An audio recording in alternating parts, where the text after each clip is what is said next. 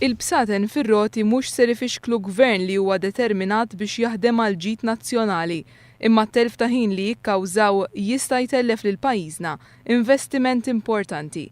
Sostnew dan il-Ministru Manuel Mallija u s-Segretarji Parlamentari Edward Zammit Lewis u Owen Bonnici waqt konferenza tal-aħbarijiet dwar l-Individual Investors Program. Programm li la darba tgħaddi l-liġi li tirregolah ser jagħmilha possibbli li l-barranin jinvestu f'pajjiżna u jiksbu ċittadinanza Maltija. Il-kelliema għall-Gvern fissru kif minħabba l-iskrutinju li tistipola l-liġi ftit ser ikunu l-barranin li jikkwalifikaw għaċ-ċittadinanza Maltija u ma spjegaw kif ser jibda jitħejja rapport dettaljat dwar kull applikazzjoni li ssir minn aġenziji rinomati internazzjonalment u li jiżgura fost l-oħrajn illi l-applikant ma jkollux mart li jittieħed u li ma jkunx involut f'reati jew investigazzjonijiet kriminali.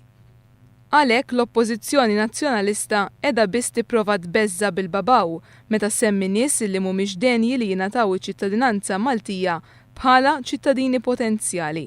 Il-kritika distruttiva tal-Oppożizzjoni mhux biss qed titfadel l-ikraħ fuq pajjiżna, iżda qed itellef ukoll l-investiment.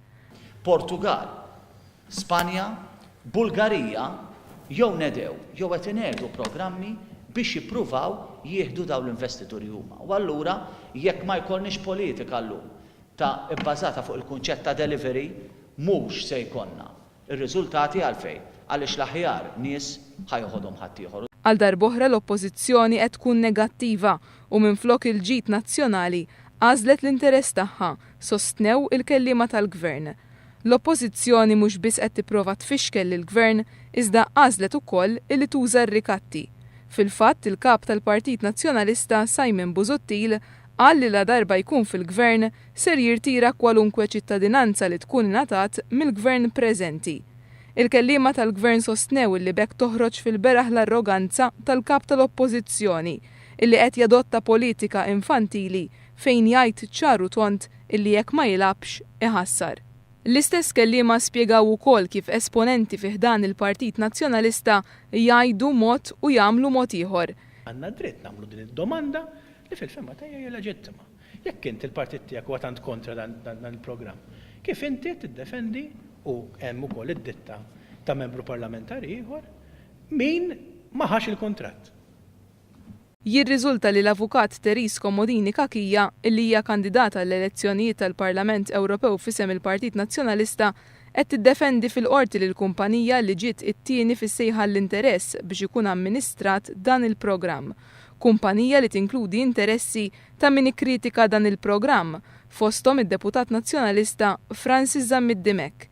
Għalhekk wieħed jistaqsi x'kienet tkun il-pożizzjoni tal-Partit Nazzjonalista illi kieku ntażlet din il-kumpanija biex tmexxi l-Individual Investors Program. Mitlub jikkummenta dwar in-nuqqas ta' pubblikazzjoni tal-kuntratt mogħti lil Henley & Partners, il-Ministru Manuel Mallija qal li l-partijiet kummerċjali tal-kuntratt ġew ippubblikati, iżda l-kuntratt kollu ma jistax jiġi ppubblikat minħabba s-sigurtà nazzjonali. Għal kuntrarju temm jgħid il-Ministru taħt Gvern Nazzjonalista lanqas il-partijiet kummerċjali tal-kuntratti ma kienu jiġu pubblikati. Però taf x'in id-differenza? Illi fejn issemma il-commission li huwa l-aspett kummerċjali, aħna ppubblikajnieh mhux l-istess ġara fil-BWSC, illi dak kien kuntratt kummerċjali. Ma konna nafu xejn, mhux l-istess ġara fl-Air Malta u f'ħafna eżempju oħra, aħna fejn huwa kummerċjalment morna quddiem il-poplu u għadna dil-kumpanija daqshekk se tirċievi. Il-kelliema tal-Gvern appellaw lill-Oppożizzjoni biex ma tibqax taħli ħin prezzjuż lil pajjiż fil-ħidma tal-Gvern biex jattira l-investiment lejn pajjiżna.